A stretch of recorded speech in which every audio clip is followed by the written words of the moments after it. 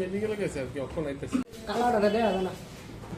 চারজন brown sugar বা যাকে লোকালি হিরোইন বলে এগুলি বিক্রি করছিল তারা হেলেনবাড়ি এরিয়া এবং এমজি বাজার এরিয়াতে।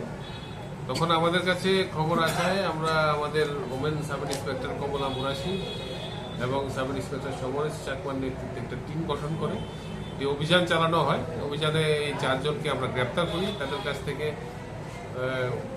অনেকগুলো ভায়াল হিরোইন ভায়াল প্লাস আনুমানিক 6 গ্রামের মতন হিরোইন আমরা ওদের কাছ থেকে সিজ করি।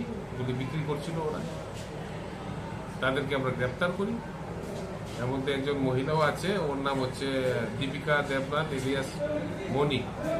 সে এগুলি বায়াল ছোট ছোট বায়ালের মাধ্যমে এগুলি বিক্রি করছিল। তো তাদেরকে আমরা এনডিপিএস কেস নিয়ে আমরা আজকে ফরওয়ার্ড করছি এবং ইনভেস্টিগেশনে আরও কিছু মানুষের নামও বেরিয়ে এসেছে। কটার সময় বেশিক্ষণ না, ঘন্টা পর।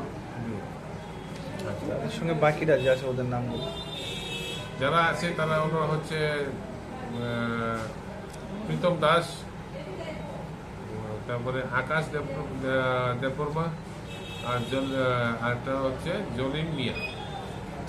এটা দাম রেটটা কত দিতে হবে? বাজারটা কত টাকা? লাখ খানেক টাকা।